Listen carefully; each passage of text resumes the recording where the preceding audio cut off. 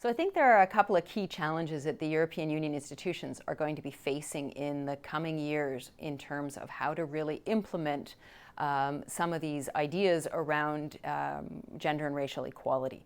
So the first, I think, is really at an institutional level or an administrative level, a legislative level, and that's about changing the ways that the European institutions are thinking about equality.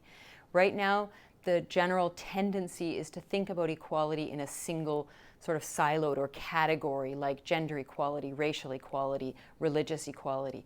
But what we need moving forward is a way to recognize multi-dimensional inequalities or intersectional inequalities. And only that is going to be able to actually bring about change for individuals on the ground.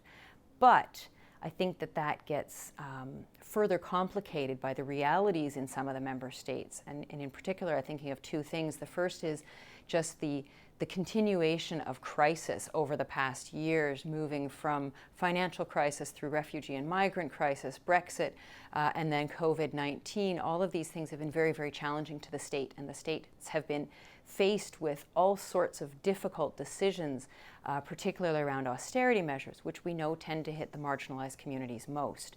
So while the states have been sort of distracted by these crises, gender and other equality questions have actually been sidelined, when in fact where they need to be is at the center of the recovery projects.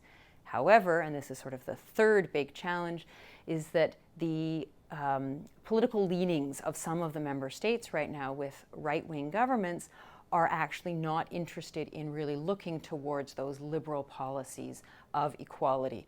And so they're becoming sidelined even more at the member state level. So not only do we have the challenges facing the European level, but these are then also exacerbated at the member state level where there's simply not necessarily the political will to make those changes.